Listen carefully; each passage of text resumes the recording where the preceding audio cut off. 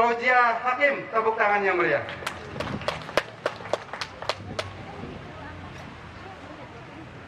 Pergi ke sungai, memancing ikan. Cakep. Ikan kecil, ikan teri. Cakep. Salam sapa saya ucapkan. Assalamualaikum teman-teman semua. Waalaikumsalam. Lagi para dewan juri. Apa kabar hari ini? Sudah pasti sehat selalu kan? Perkenalkan, nama saya Fauzia Hakim, nomor urut 16. Pada kesempatan ini, saya akan bertutur yang pastinya sangat seru dan asik untuk didengar. Cerita ini diambil dari kumpulan 366 cerita rakyat Nusantara dengan judul Putri Kandita. Dengarkan baik-baik ya. Tersebutlah seorang raja yang memimpin sebuah kerajaan besar di Jawa Barat. Prabu Siliwangi namanya. Ia dikenal sebagai seorang raja yang arif lagi bijaksana. Prabu Siliwangi memiliki seorang permaisuri yang sangat jelita. Juga memiliki beberapa selir yang cantik-cantik. Permaisuri memiliki seorang putri yang kecantikannya melebihi kecantikan ibunya. Putri Kandita namanya. Putri itu mendapat curahan kasih sayang yang besar dari kedua orang tuanya. Putri Kandita mulai beranjak dewasa. Kearifan dan kebijaksanaannya mulai muncul. Tidaklah heran jika sang Prabu berniat mencalonkan Putri Kandita sebagai penggantinya kelak. Rencana itu sangat tidak disukai oleh para selirnya, yang semuanya tidak memiliki anak. Selir-selir yang iri hati itu kemudian bersekongkol untuk mencelakakan permaisuri dan putrinya. Suatu malam, para selir Prabu Siliwangi mengadakan pertemuan rahasia di dalam istana. Bagaimana cara untuk menyingkirkan Putri Kandita dan permaisuri dan sejenak, suasana pertemuan menjadi hening.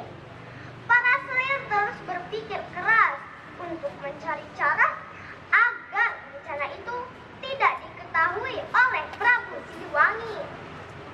Aku tahu caranya. Apa rencanamu itu? Aku mempunyai kenalan seorang dukun yang terkenal dengan kesaktian ilmu hitam. Mungkin dukun itu pasti mau membantu kita kalau kita memberikan imbalan yang besar. Pada esok hari, mereka mencari dukun hitam untuk diminta bantuan menjalankan niat jahat mereka melalui ilmu hitam dukun itu. Permaisuri dan putrinya menderita penyakit kulit yang berbau busuk. Kian hari, penyakit itu semakin parah. Banyak tabib yang telah didatangkan untuk menyembuhkan mereka. Namun, usaha itu selalu gagal. Sang permaisuri sangat tidak tahan dengan penyakitnya itu. Ia tidak mau makan dan minum. Semakin hari, tubuh sang permaisuri semakin lemah dan akhirnya meninggal dunia. Seluruh kerajaan bersedih hati dengan kematian sang permaisuri. Mereka semua merasa kehilangan. Sejak itu, sang Prabu selalu bermuram-muram. Wajahnya selalu diliputi kesedihan. Ia menjadi kurang memperhatikan diri dan istrinya. Ampun, Baginda Prabu, izinkan hamba untuk menyampaikan saran kepada Baginda. Apa saran itu, wahai selirku? Katakanlah. Begini, Baginda, kita semua sudah tahu bahwa keadaan penyakit Putri Kandita semakin parah dan sulit untuk disembuhkan. Jika sang putri terus berada di dalam istana, hamba khawatir penyakitnya akan membawa malapetaka bagi rakyat. Mulanya, Prabu Siliwangi merasa berat untuk menerima saran itu. Karena begitu sayangnya ia kepada Putri Kandita. Tapi para selir terus mendesaknya. Ia menjadi berat hati. Ia terpaksa untuk mengusir sang putri dari istana. Dengan hati hancur, Putri Kandita meninggalkan istana tanpa membawa bekal apapun.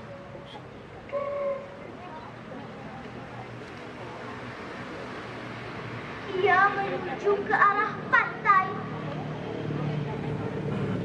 dan terus menyusuri pantai itu tanpa tujuan. Ia tak tahu harus pergi kemana, hanya mengikuti kemana kaki melangkahlah diperturutkan hatinya. Setelah berhari-hari berjalan, Putri Kandita mulai merasa amat lelah.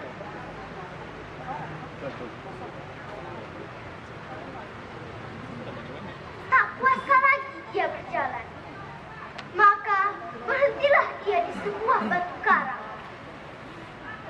Disitulah ia merebahkan tubuhnya untuk melepaskan lelah. Tak lama kemudian ia tertidur.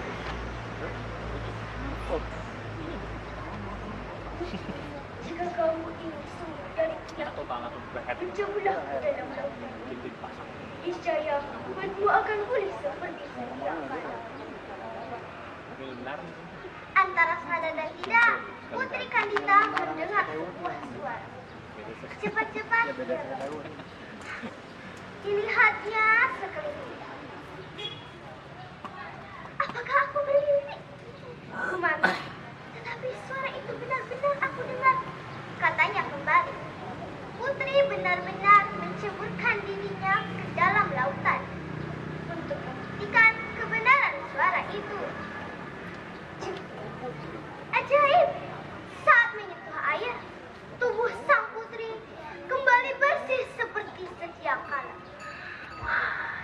Namun, ia enggan kembali ke istana. Maka, ia tetap tinggal di dalam lautan dengan kesaktian yang dimilikinya. Ia dapat hidup di dalam air. Ia menebatkan dirinya sebagai ratu penguasa laut selatan Pulau Jawa. Nah teman-teman, itu tadi cerita Putri Kandita. Kira-kira